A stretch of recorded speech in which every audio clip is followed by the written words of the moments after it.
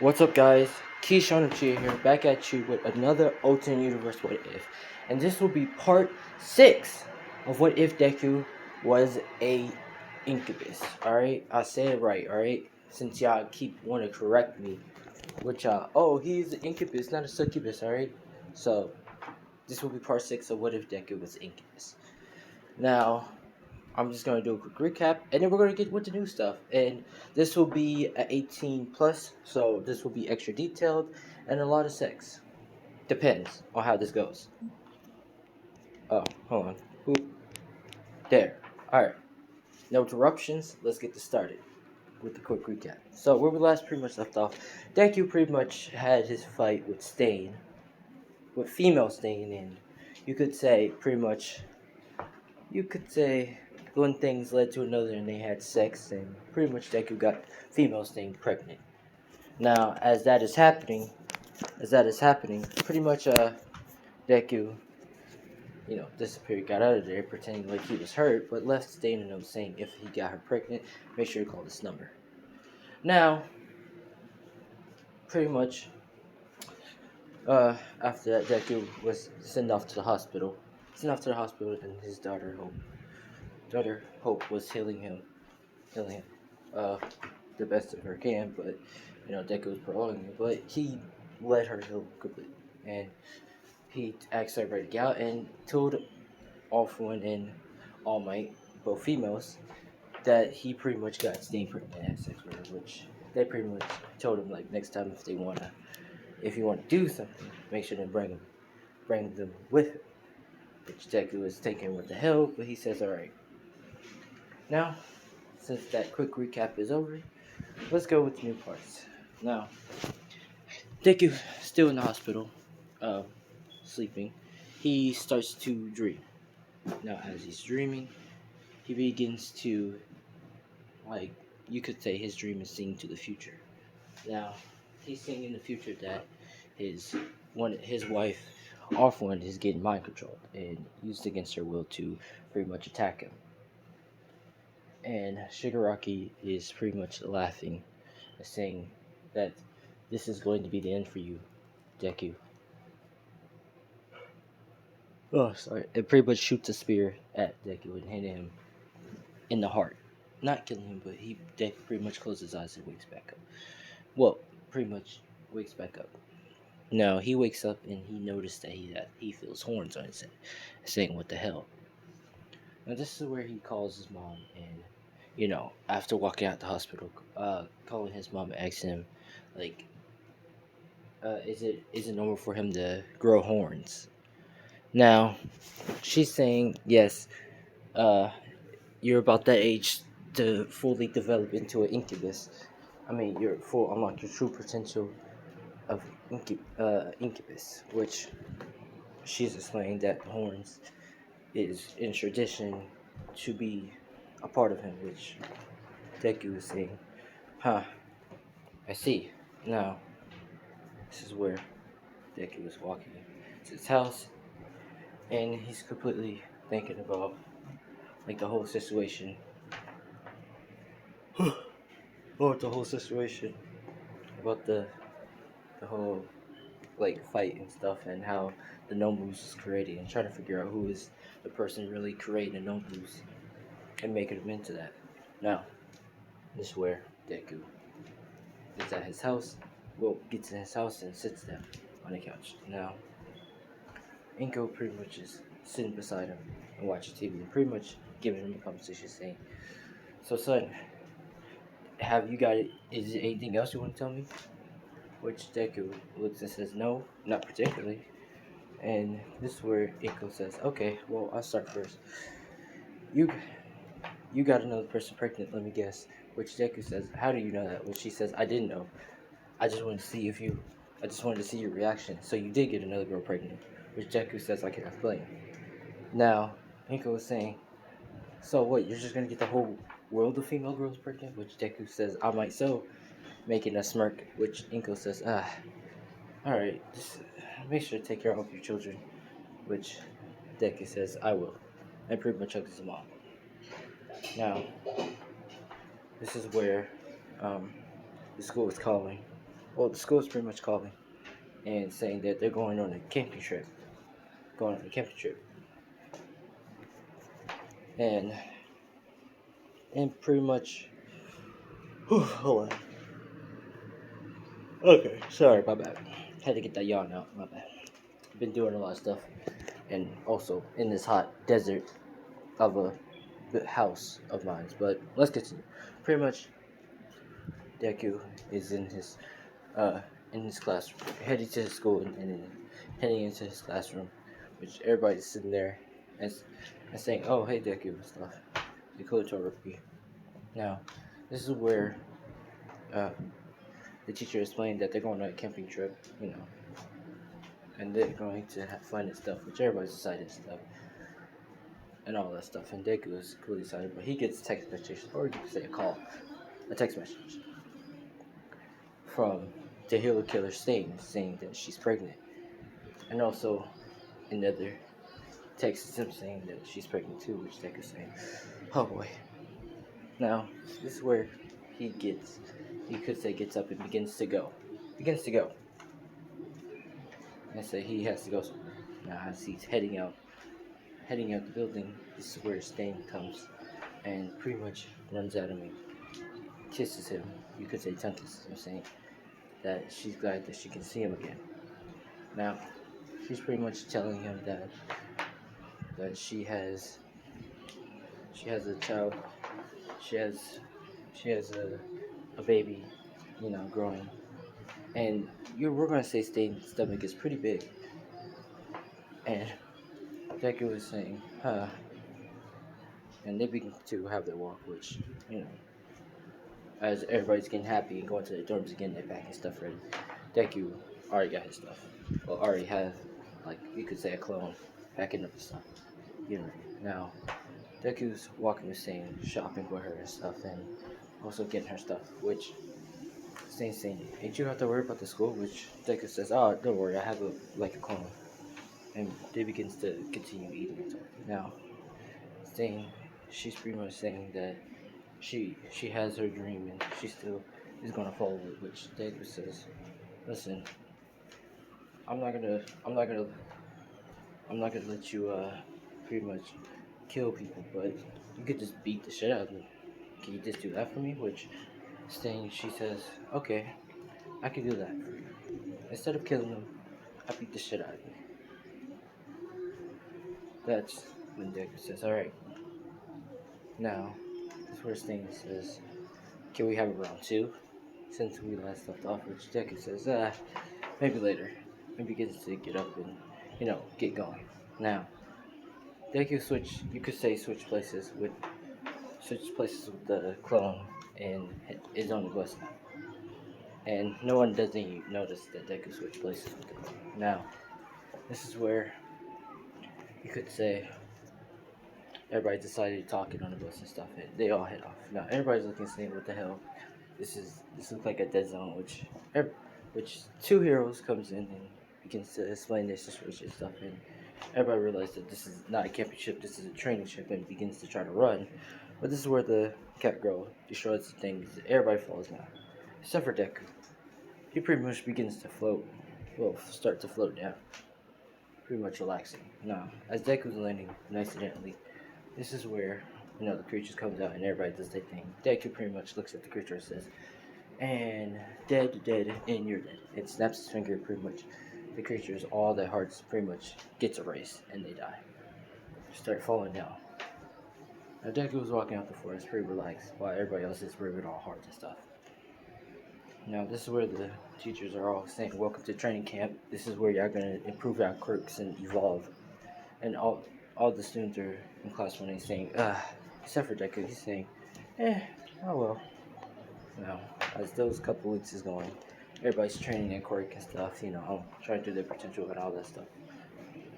And Razorhead just calls Deku and asks to have a talk to him. Now, Razorhead is asking if Deku's doing alright and is everything alright with him and his family. Which Deku is saying, yeah, he's doing fine, he's doing alright. This is what Razorhead said. So, are you actually going to, are you afraid of being a father or anything? Which Deku is saying, no, I'm not afraid. I'm completely ready to be a father and take care of my children.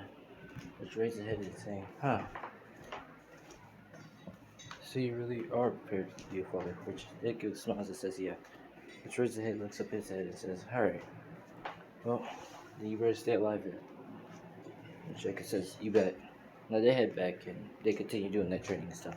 Now this is where we're gonna say the attack is about to happen, and Deku is outside. Pretty much, this, you could say, eating ice cream and just looking up. And this is where he senses a lot of people coming out. Now these are where we're gonna say a couple of them comes out saying, "Oh, look like we get to have the early attack to attack you." Which Deku says, "Are y'all? Is this an attack about to happen?" Which they say, "Huh, right. Now this is where Deku says, all right, well, this is where y'all go sleep, and snaps his finger and puts him to sleep. Now this is where Deku grabs up enough air and he yells out, "There's an attack! Villains are attacking!" And everybody, can hear it from everywhere, and everybody begins to get up and says, "Attack!" And the teacher immediately walks out, so he doesn't get hit by the full fire blast or anything. And he says, "What?" And every student begins to get ready and stuff, and get prepared to fight because they're not off guard, so they're all prepared. Now Deku begins to go and find his other friends and team. You could say his other friends until he realized the kid had went out. He ran off on his own, and he went to go fight him. Now this is where the villain with the occultation muscle comes in and begins to put his fear stuff. So he's gonna kill the kid until Deku comes in, punch him in the gut, send him flying in the wall. Now he's getting up saying, huh, that was quite a good punch. It's just a word. Deku says, huh, so what kind of quirk do you have? Which he says, occultation muscles. He says, oh, that's a cool quirk. Too bad you're not going to have it no more. And Deku begins to run and grabs the guy's eye. Pretty much snatches the other eye. And the guy begins to scream, saying, my eye. And he's trying to, begins to swing around saying, what did you do? You took away my eye. Which Deku begins to say, huh, that's a shame. And begins to, we're going to say, go inside of his spinal cord and rips out his spinal cord. And pretty much leaves him on the ground, immobilized, so he can't move. Now the kid's looking, he's pretty completely in fear of what Deku just did to the guy. Which Deku looking says, I'm sorry. Are you alright? Which he says, he begins to still cry, but says, yeah, he's up. Which Deku grabs him and says, well, I'm going to take you back to your grandma, you could say, or mom, I believe so. And Deku begins to go. Now, as Deku's going, he pretty much dropped the kid off and begins to go help out his other friends. Now, this is where Shigaraki appears again and pretty much tells him to now and capture, you could say, the two students, which they got one student, but Bakugo gets taken. Female Bakugo gets taken, and she's pretty much reaching out her hand, saying Deku, which Deku is saying, Kashan, and the thing goes. Now this is where Deku punched down the ground and pissed off, saying, no, it can't be, no. Now Rizzo is saying it's okay, we're going to get her back, which Deku says, oh yeah, we will. Begins to clench his fists in anger. Now we're gonna switch to Bakugo, female Bakugo, and she's pretty much captured, and she's tied up, and we're gonna say her stomach is a little bit big, so yeah. Shigaraki is saying, huh, who knew a whore can get pregnant? So tell me, who's the boy who got you pregnant? Which Bakugo, she looks up and spit at his face, which Shigaraki, you could say, backhands her in the face, saying, huh, and begins to walk out. Now, as you say, pretty much, Deku is frustrated and thinking, I have to get her back. As all the students saying, calm down, Deku, we're gonna get her back. This is where one of the teachers said, one teacher say that they found a location of where the person's at. Now this is where Deku says, "All right, let's get going," and begins to get prepared. Now this is where we're gonna say the fight commences of the whole villains and stuff and the rescue. It's all about to happen, and it begins to charge.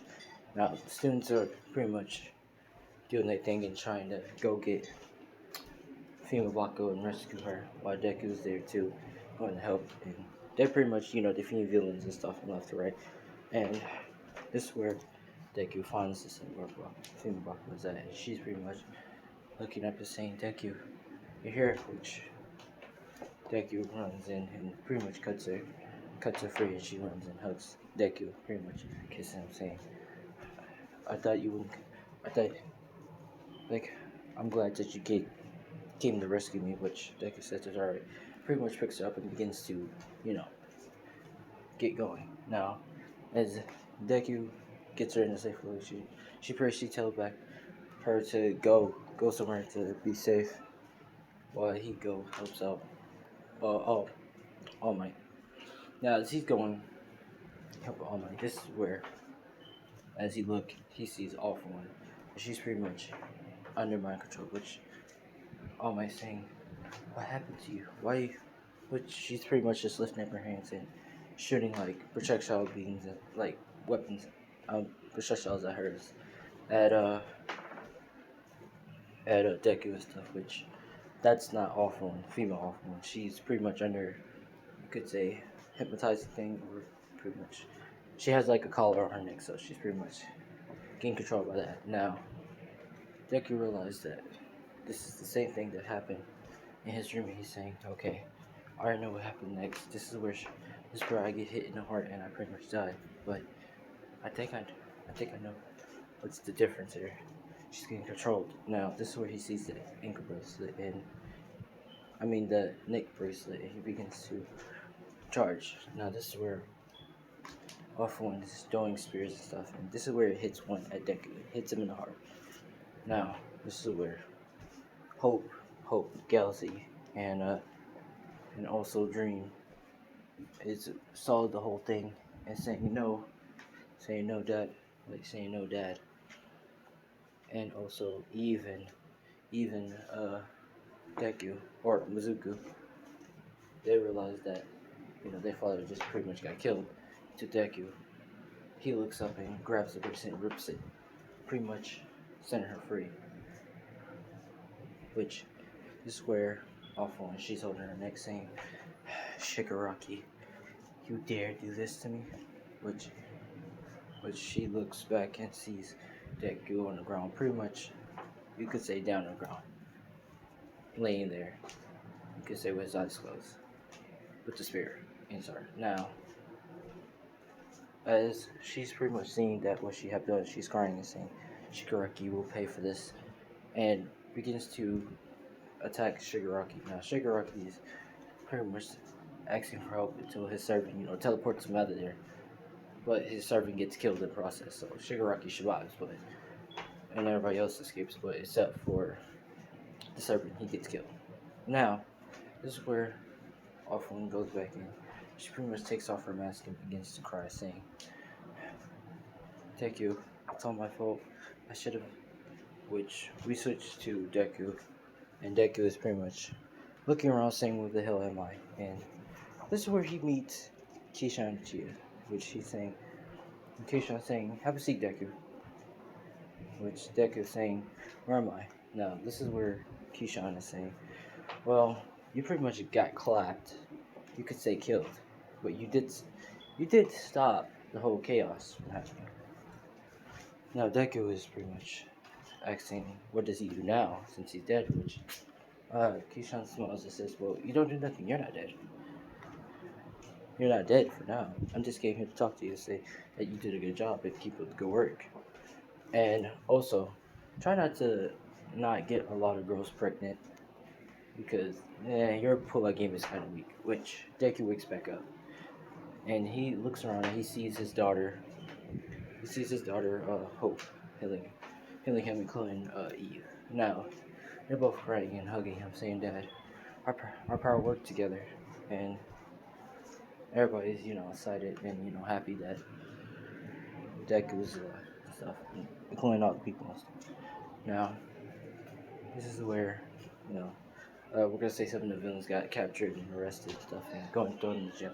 Now, this is where they're about to arrest all for ones until Deku says, "No, that's not all for one. That she was just being mind controlled," which they're saying, "Oh, okay."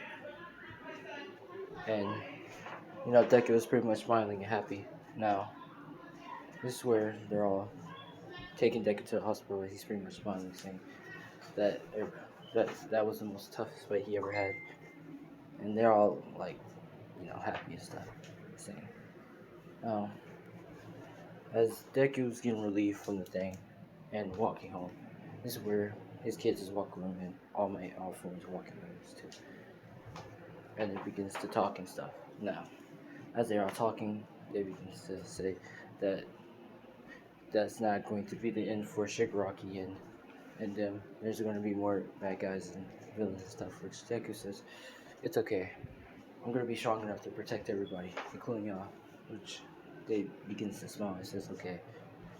Now, later that evening, the next day, Deku begins to head to we're going to say the stadium, and everybody's trading out their quirk and stuff, and feeling Bakugo, she's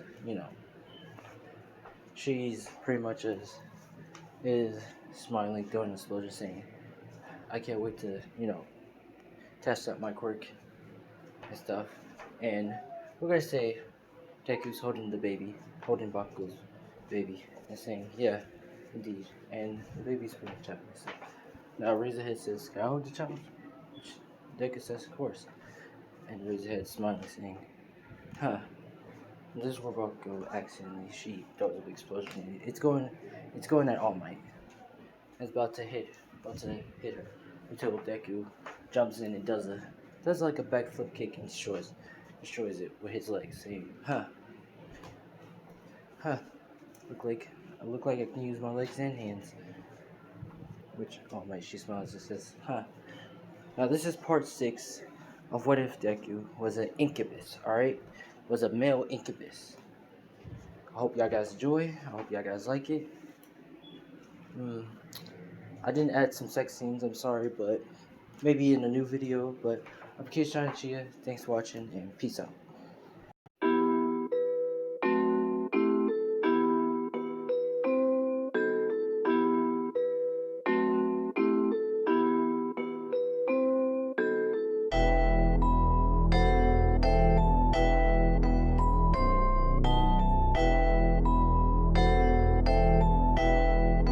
It looks like you lost another one.